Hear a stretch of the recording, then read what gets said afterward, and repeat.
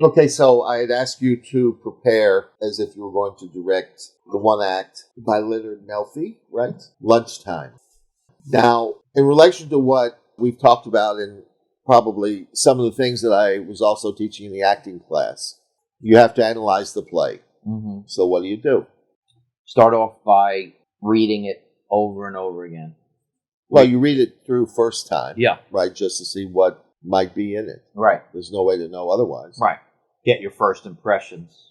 Then the second time you read it, of course, you're looking more into why certain things were done, what the theme is, why choices were made, what the meaning of the play is.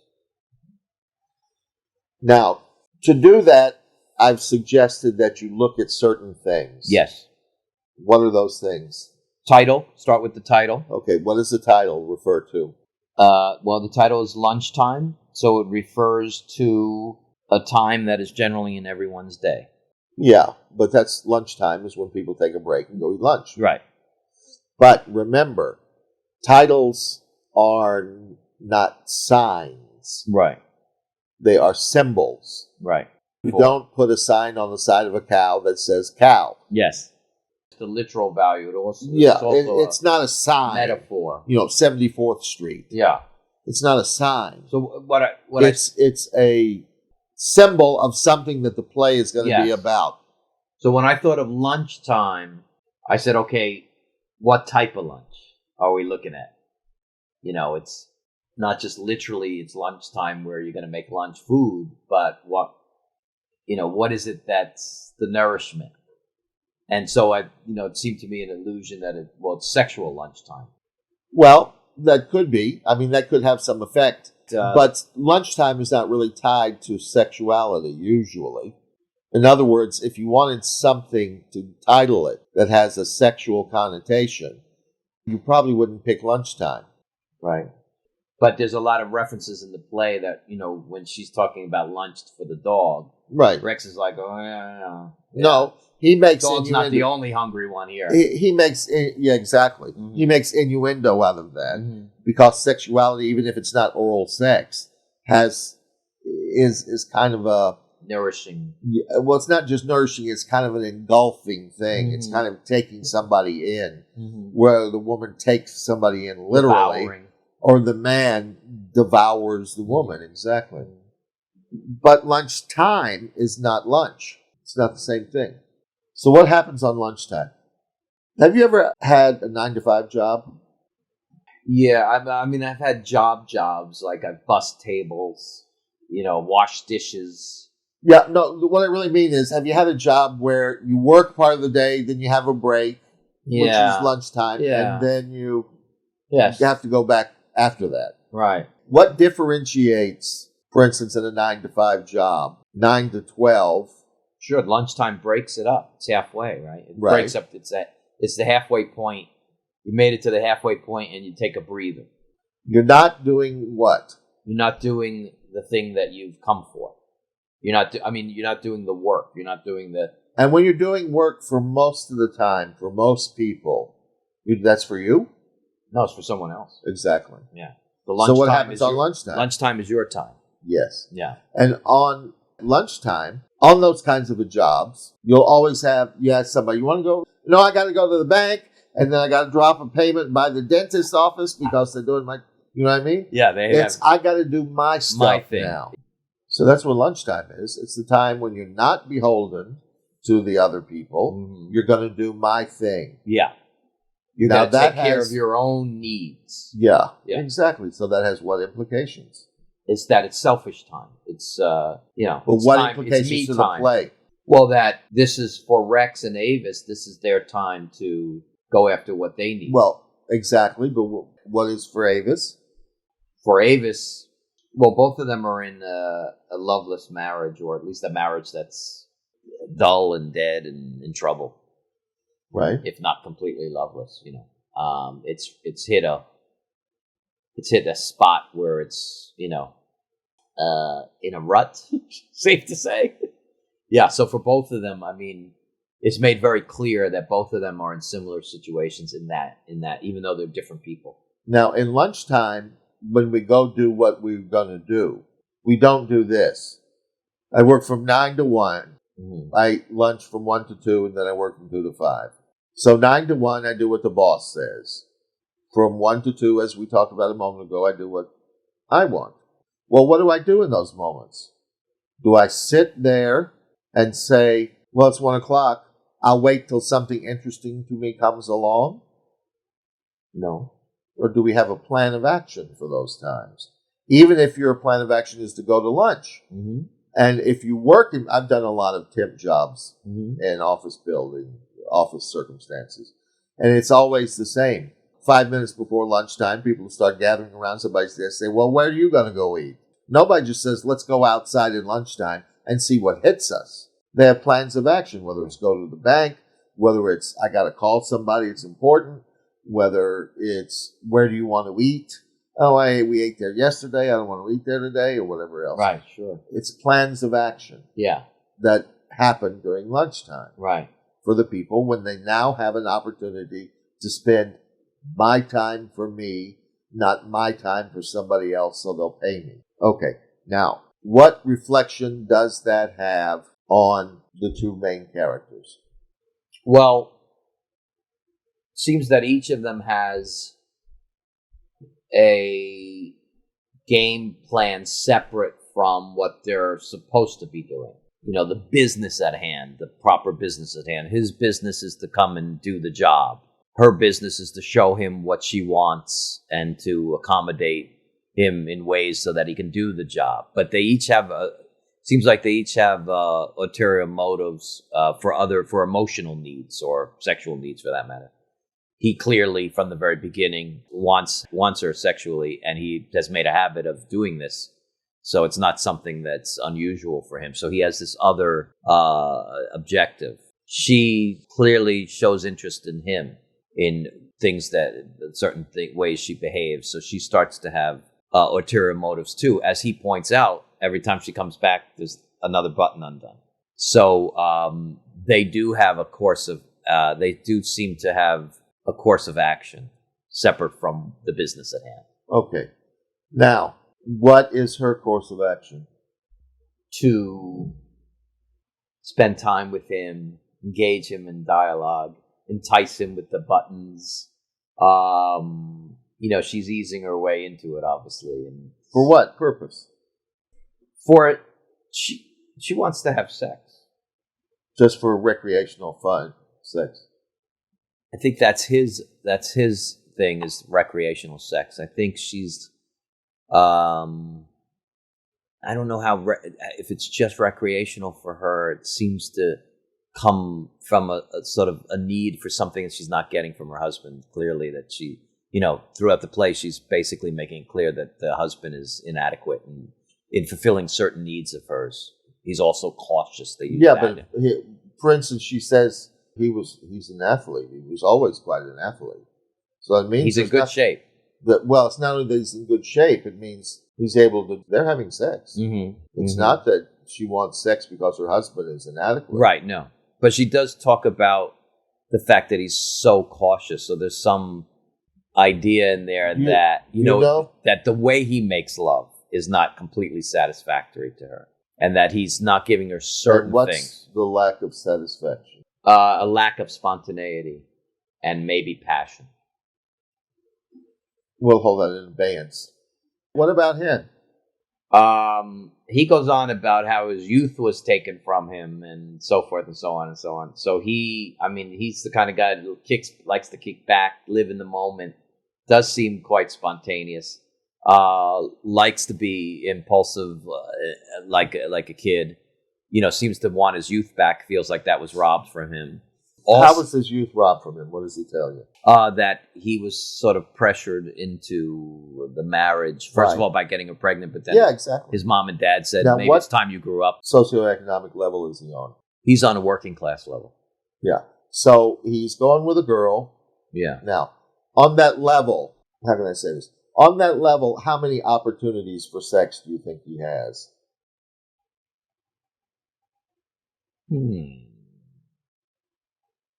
On the working class level. I'm talking about as a young boy at the time he got his wife pregnant. Yeah. His not wife yet pregnant. Right. I mean, I guess the opportunities might be a little less because there's certainly not going to be any seductions in terms of power or money. Right. So you're not going to win any women over with that. Right. But also this. Somebody can go out the door saying, I'm going to get today. Well, good for you. You can say that till doomsday. But if you're a working class guy, where are you going to go? Mm-hmm. And if you're a working class teenager, which essentially he was, when he got this girl pregnant, who is in your shooting gallery? People of your class. Yeah, but what people? In other words, other working class people, lower class working class that's people. true, but where? Where's he going to find a girl? Bars. Not at his age. Not as a young man? Not as a young man. In other words, not 18, 19. Because he couldn't go to bars till he's 21. Right. It's high school. And after high school, in high school, especially on the lower class, where people are not really pushing towards college, they make all kinds of connections with each other in high school. And with a high school in a lower class neighborhood, the people don't even really date people from another high school. They date within their high school. So he really hasn't had much of a sex life by the time he's been married. Maybe 5 girls in his high school. Probably not. Because if he's sleeping with somebody in the high school that gets around, people love to talk, teenagers love to talk about sex, and some of the rumors get around, and then some of the rumors are well-formed. They're properly rumored, and that information gets around. Well, then another high school girl doesn't want to sleep with him. If he's sleeping with Mary Ann, Betty doesn't want to sleep with him. She wants to get somebody else to sleep with her who's not sleeping with somebody else. Now, certainly at the time this play was written, people weren't hooking up like teenagers supposedly do today. I don't want to be boyfriend and girlfriend. Let's just get together and hook up. Takes a lot of the pressure off. Well, that's never happened in my lifetime until this last generation. So it wouldn't have happened for him. So he got married early. And when he says, I lost my youth, he doesn't mean he lost his youth.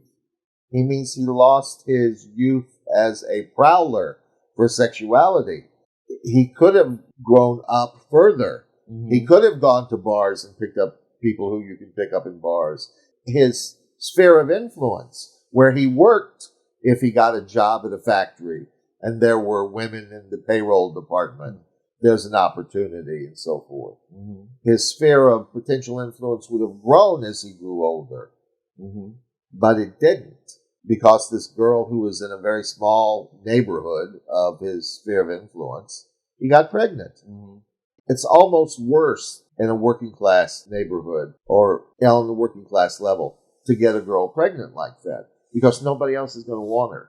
She doesn't have a lot of options. If it's in college, there's 25,000 people at the college, just at the college. You break up with one boyfriend, girlfriend, you'll have another one within a week. Well, maybe not, but there's a lot of opportunity. Yeah. When you go to a college football game in major colleges these days, there are 100,000 seats. Giant Stadium has about 50,000. University of Tennessee has 102. University of Michigan, no, it's Ohio State, has 110. They have double what a professional... Yeah. That's how many people are involved. That's what the college life is like. It's spread out. People don't know who grow up in this region and go to New York schools what college life is like, because they're mostly commuter people. Even if they live in the dorm, their families in Jersey or on Long Island, something. It's not the same thing. So in that college life, there's a lot of opportunity. And for men who are not married, after college, they're horizons widen even more, depending on their job.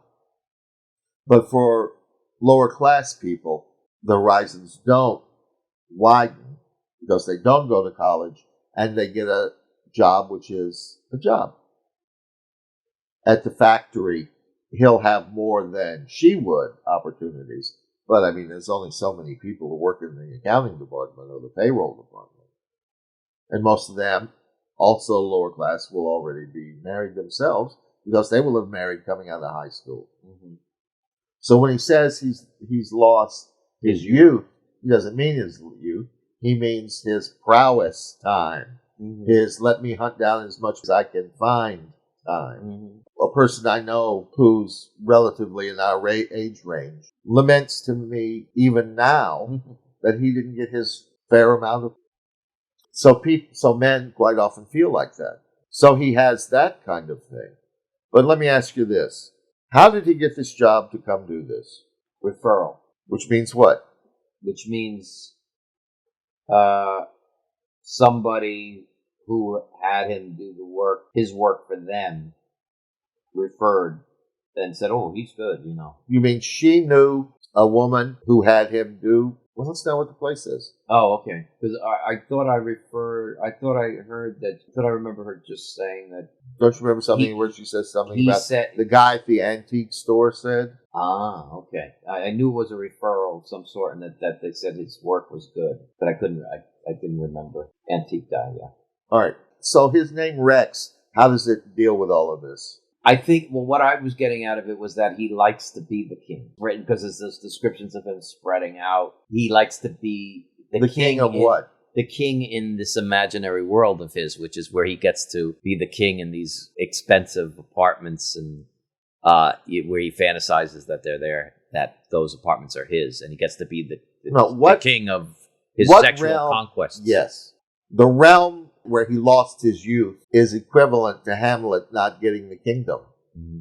He's in expectation of that as a growing up young man, but now he's stuck having to get married to this woman. Mm-hmm. So the realm of which he is the king is that idea of sexuality that the person I told you still complains in our age group that he didn't get his fair share of. Well, he certainly feels he didn't get his fair share. Rex, at that time, his desire to be king of sexuality at that time was truncated by his having to get married to this woman. Right. But that doesn't mean the inner king in him, which is unfulfilled, is going to go away. No. So that's the realm that he wants to live. It's not that it's a rich house. If he goes to somebody's apartment, it's not so good. But the woman is available yeah, and attractive. He's not going to turn her down.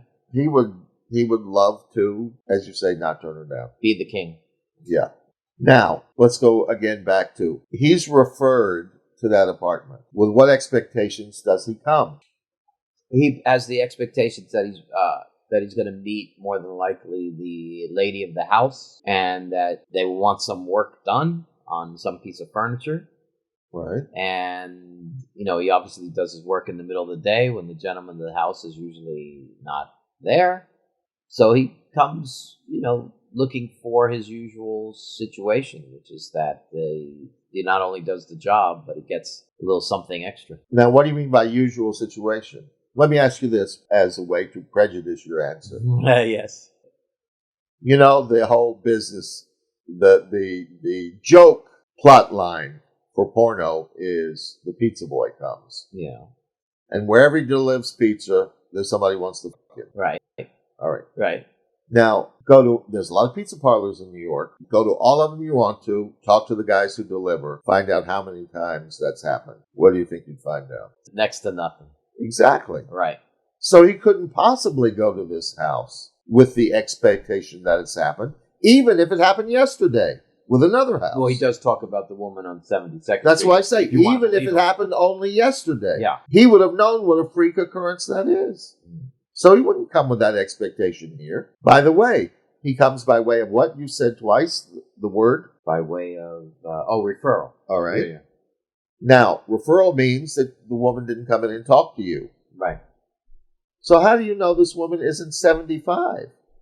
You don't.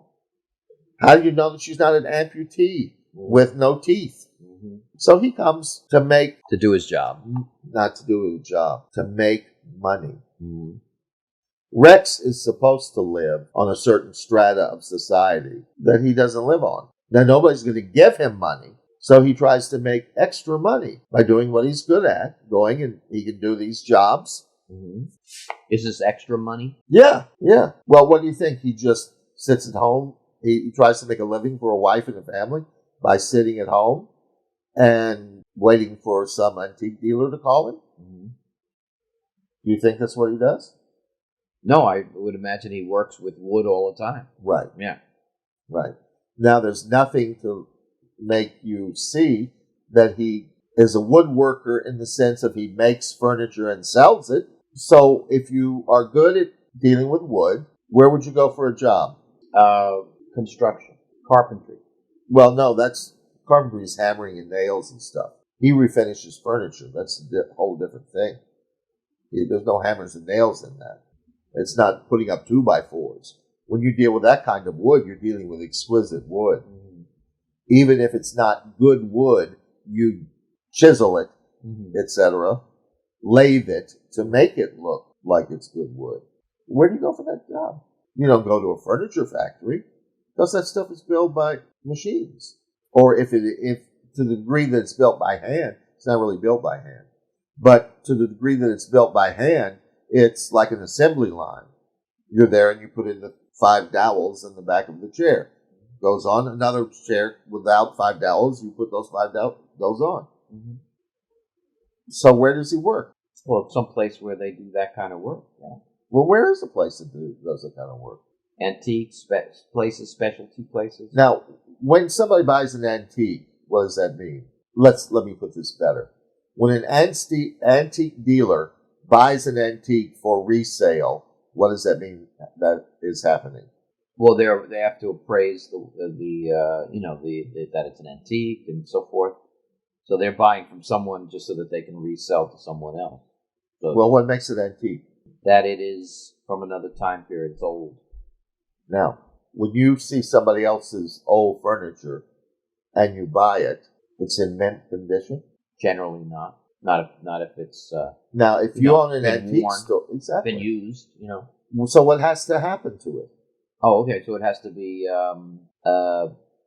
touched up, right? Refinished. It has to be. It has to look like it's new, Yeah. old. Right. When you sell it in the store, if you take in, well, first thing the person has to do is strip down the old lacquer. Mm-hmm. Get it down to wood, re-lacquer it. Now, have you ever tried to refinish anything? Mm-hmm. When you start to lacquer it in any normal room, what happens is, as the lacquer dries, the dust in the room settles on top of it, and when you run your hand over it, it's bumpy. So you have to sand that off. But you have to sand it off. I've only seen this because I saw a refinishing show on television. You sand that off with very light, fine-grained sandpaper to take off the bumps, but not ruin everything that you've already put on before. And then you have to re-lacquer it.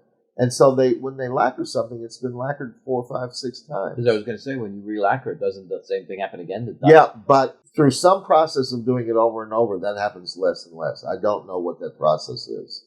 So it's a whole big process to refinish something. It's not like painting something. A lot of people who paint furniture paint it because that's easy. Slap paint over the top of it, and that's all I have to do. But to refinish is very time-consuming and specific. You have to use the right lacquer on the right wood. It has to be in the right place so that the drying conditions are right and all of that kind of stuff. It's a whole routine. All right. That being the case, you own an antique store. The stuff, when you buy it, has to be fixed before you resell it. Who do you get to do that? A refinisher, sander. So he works for an antique store. Right. In all probability. Mm-hmm. In other words, what I'm the talking... play never spells out exactly. No. Yeah. No. But... I mean, he only says 3 or 4 times, this is unrelated somewhat, but that he hates what he does. Yeah. Yeah. So clearly, wherever he works, he's unhappy. Yeah, but when he says, I hate what I do, he's referring to several things. Dramatically. But on surface level, it has a value too, which is, in the conversation with her, he's saying, I hate what I do, which means all this refinishing all the time. Why would he hate it? It's for the reasons I said before. It's tedious work. And he thinks of himself as a king. Last thing a king would be doing Is the something that's tedious work. Yeah. So his work and how he has to make his living is at odds with his view of himself. Mm-hmm. So that's why he says, I hate my work. Mm-hmm. All right. So it's certainly probable that if what you do is refinish wood, you have to work in a place which needs a wood refinisher. So he goes out. It helps him to be Rex when he makes extra money on his lunch hour by doing other people's stuff. The antique owner is not going to buy Avis's furniture. The antique owner is not going to buy the woman's 72nd Street. Yeah, her thing that he fixed last week or the other day or whenever it was. So the antique owner has nothing to do with that unless they brought it into the thing and says, I don't want to sell it to you, but I know you have a guy here who refinishes. And would he refinish it and let me take it home? That's not to the antique dealer's benefit. It would be using shop time, which he needs to get his new inventory out on the floor so it can be sold. Anything that's in the back that needs to be worked on is losing him money every day that it's not worked on. So he has to get whatever's in the back out front so somebody will buy it. That's what his business is. So what that means is, for the antique dealer, there'd be no interest in being connected with this done on shop time. So it has to be done. He wouldn't mind if the guy went out and did this on his lunch. Your lunch hour, go do whatever you want. Sure. That's the point of lunch hour. But he goes out now and makes money to do this. Mm. And the extra money that he makes to do this helps him be more of a Rex than he would be with lesser money. For instance, be a little bit extravagant with something. Maybe. Yeah, he might buy himself a much more expensive watch than he would be able to have otherwise. Right, maybe have a more expensive car if he saves up. Right. It allows him to try to be Rex. Yeah, and to also be that wild kid that he feels like he's... Yes, yeah. Right. So whatever the things are that he missed and so forth, so he really goes out on his lunchtime, not for the sex, because you can't expect that. You're referred over there, so forth. Now, what are her expectations? Before she meets him? Yeah. Simply that a man will be coming over. How is it that a man is going to be coming over? Referred. In other words, she went out and asked enough questions. Let's do it. Let's deal with one little thing here. Who is she? Oh, we never dealt with her name. Yeah, Avis. Yeah. What is Avis? Well, I don't know the precise meaning. I'd have to look it up, but it does suggest to me. Well, it has two primary connotations. It does suggest somebody from wealth, because it's I don't not think, Gertrude. Yeah, you're not going to see a working class gal, I don't think, named Avis. Right. Is there any description of the apartment that she lives in? There is a little description. There is some description. I mean, I know he's very impressed with it. He's very impressed with that it's very fancy. It's a what? Snazzy. It's very fancy. It's yeah, snazzy. but it's a what? It's not. It's a duplex. Ah. It's not an apartment. She tries to call it an apartment, but it's a duplex. What does that mean? It means it's got enough space that you got more than one floor. It's 2 floors. It's like a townhouse. So yeah. It's an apartment. It may be an apartment in an apartment building, but it's 2 floors. Right. Probably with a winding staircase going up to the other floor or whatever else. I don't know. But it's 2 floors at any rate. Yeah. Who has that in New York? People with money. Exactly. Now, isn't Avis? Is there any connection there? I don't think so. Yeah. Because she's not avaricious. I think Avis is a kind of a bird, by the way. But also, at the time this play was written, do you have any other connection to the word Avis? I don't know that this, by the way, influenced the author. You're not talking about the rental car, are you? Yeah, and what was the story with the rental car? Well, it was number 2, right? Behind Hertz. Yes. Behind Hertz, yeah. Always not what it was supposed to be. Yeah, always number 2. Always we try harder at Avis, yeah. Now, what does that mean?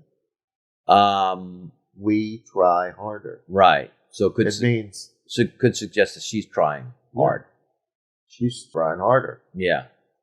That means we make extra effort to try to achieve what we wish to achieve. Mm-hmm. Now. And there's a little bit of a self-esteem issue there. Yeah. Because you're number 2. Right. Exactly. Now, what we've established have we established her age? Well, the script says she's 25 and he's 27. Okay. And then, it refers to it because he asks her age. Right. got married at 20. She's been married 5 years. No children. Yeah. So? And his kid is 2 years old. So obviously the kid was born when he was 25. Okay, so that's what we know about her. How does that... you just told me a series of little facts. Mm-hmm. How does that impinge upon the play? I mean, they're both young people. They're both both young. Obviously not a lot of life experience there, but they're not kids. Right. And also in the mid and late 20s, mm-hmm. they're not virginal. Right. They've had sexuality. Yeah. They know what it is. If they were interested in each other, they might well have sex. Right. As a normal outgrowth of their interest. Yeah. If they're 16 and 17, then there's all other issues involved. Yeah. Yeah. If they're 30 and 35, they've done it a lot. It's a different story. Right. Okay. Now, what you said certain elements that she has. She is wealthy. Mm-hmm. She's from a wealthy environment, mm-hmm. whatever her own background was. Sure. She's married to a guy who makes a lot of money, or else he couldn't afford a good place. Right. And what else was about her? Well, I mentioned self-esteem. I mentioned but you also mentioned that she had been married for 5 years and no children. Yeah. Yeah. Now, is any of that applicable? Well, yeah, because the play suggests that she wants children and that it's George that's keeping her from having kids. And that's what it means by he's very careful. It means, as far as getting her pregnant, he's very careful. Mm-hmm. And what does George say? George says, we're too young. We're too young to have this, have this around our necks here. We have to live. We have to live. George doesn't want to have happen to him what happened to Rex. Right. Right. Okay. So what does that mean? What does Avis do? For a living? Nothing. She's the wife of a guy who makes a lot of money. Yeah, right. Like the wife of somebody who's a Wall Street guy. Right. Here's to the ladies who lunch. Yeah, exactly. But she's not even that. Ladies who lunch are already 40 and 50 years old. So that's a different story. Right. But so what does she do with herself? She's bored as hell. What literally does she do with... What do these women do with themselves? She gets involved in projects like refinishing her furniture. And, she takes care of her dog. And she probably has, Which means what, taking care of the dog? She feeds the dog. Yeah, she probably has, spends time with the dog, has a little relationship with the dog. The dog has to pampers the dog. Takes the dog to the groomer, pampers the dog. Gets the toenails done. Right, and all of that stuff. Right, yeah. When she's not doing the dog, she took it yesterday. What does she do with herself during the day? She probably has social activities that she's involved in. Well, there's no suggestion she plays mahjong. Yeah. So, what does she do? What do these women do? They're forever redecorating their apartments. They're always going around. They got nothing to do with themselves, so they're always going around and repainting the apartments. Or getting new upholstery on the couch. Right. Or getting a rug, which then they decide they don't like that rug. They have to now get another rug. And he makes reference of it in the play that, why do they spoil the original wood to start out with? They're painting and paint. They spoil what they have. So they think they're doing, it gives them a sense of doing something. Yeah. By always tinkering with, they decide someday they're interior designers. And then they start tinkering with the apartment, whatever it is. Mm-hmm. And it's not quite good enough. Everything is fine. Mm-hmm. Nothing has to be changed. But it gives them a sense they're doing something. Mm-hmm. All right. Now, if you are on that level of society and you shop around for new things, where do you go?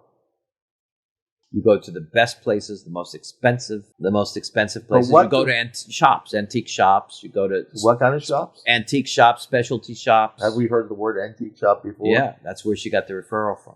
All right. Now how did it happen if he's coming there for money and she's coming there to have somebody refinish something because they're always dicking around with... How is it that she puts on the last dance for him to hear when he comes in the room? And why does she offer him a drink?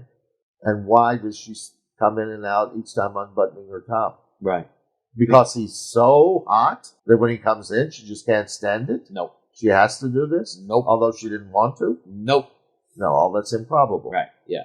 What's the she's looking probability? for it from the beginning. She's looking for something from the beginning. All right. She's bored out of her mind. Okay. And she's looking for something. She's looking for fulfillment that she doesn't get from her life. Yeah, and what fulfillment would take place of the dog in the antique stores? What fulfillment would what? Oh, take the place of the dog place. in the antique stores.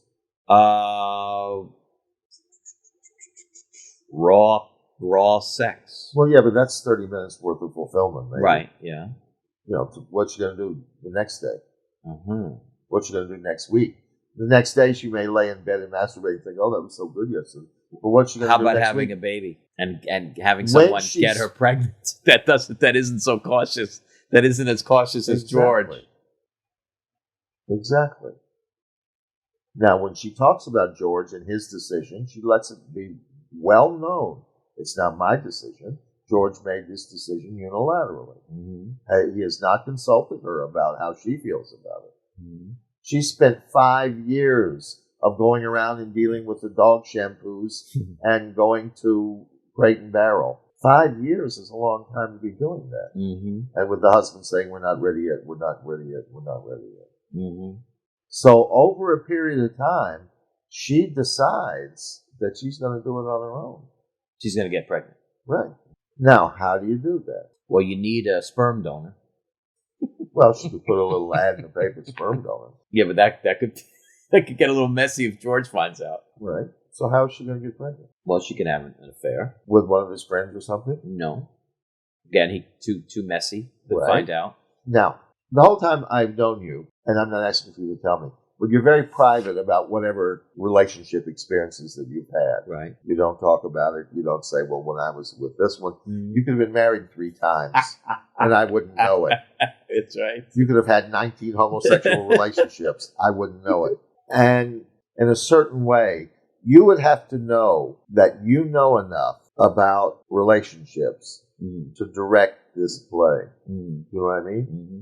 You know whatever it is. I don't know. Right. So I know mine, so I know I could direct this play coming and going. I know how women and men deal with each other. So therefore I know it's not that she is just going to have somebody come over and have a wild wingy-do now for one day. So what? That doesn't do anything. Mm-hmm. You know what I mean? I know that. So, in other words, my knowledge of relationships in relation to the ones that I've had leads me to know that she's after that she wouldn't something do that just for no reason. Just for a role now, in the people would in a play, but not people. People wouldn't. In other words, you know she's not after just a casual role in the hay. What is she going to get from that? Not going to get anything. And by the way, when I was young, my mother had Victorian furniture. You know what that is? It looks like it's antique. Yeah. And some of it was antique. And she had a desk, she had a secretary and a desk chair, Victorian desk chair that went with it. And I used to sit doing my homework in that chair with the secretary at night. And for some reason, at some point, I would get to where I would scoot it under so I was sitting just on the back feet of the chair and the front feet were kind of off the air. And I was kind of balancing on that. It wasn't like doing a balancing act, but I don't remember why, but somehow that was more comfortable for me. Sitting toward the front of the chair?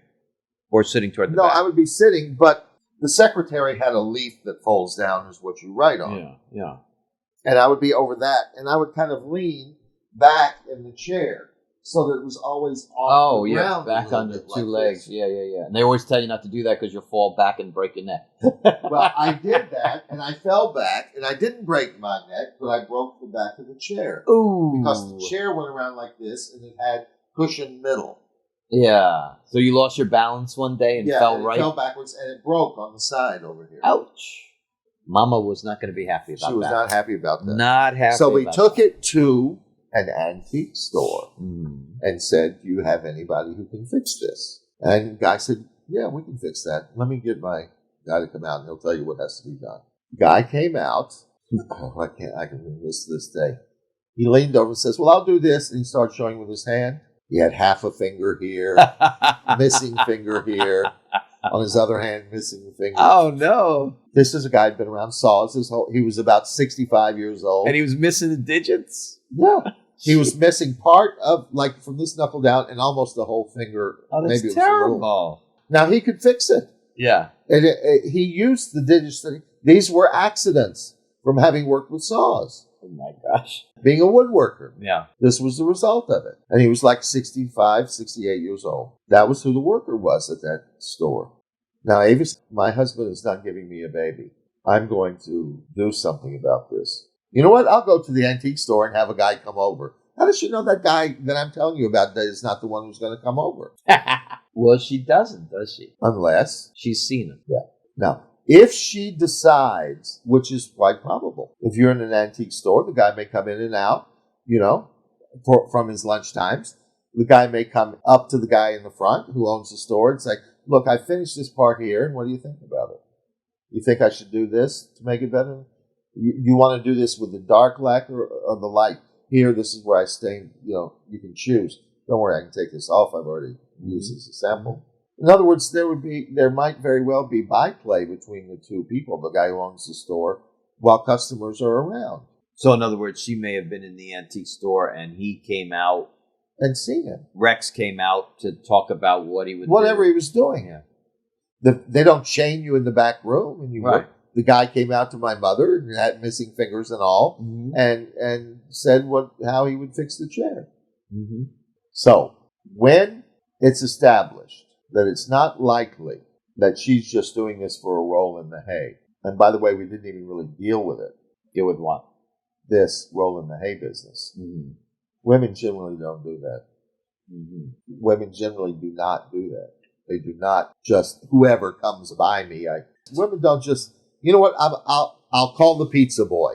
Whoever comes in, I'll call the guy and say, I can't pick up my dry cleaning. Can you deliver it? Whoever comes, I'll let him. Certainly there's something else going on there, right? Right. Especially not if she's in the economic, social class that she's in. Right. There's usually something. The urge for sexuality is a natural urge. Mm.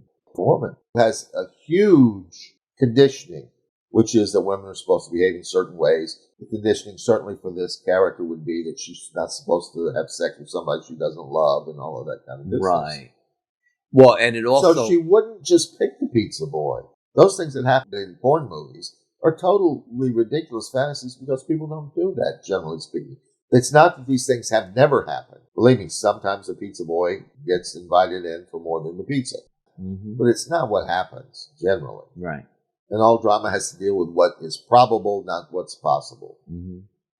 So that we know that she has to have some feeling for the guy. That means she has to know who's coming, who's going to come over.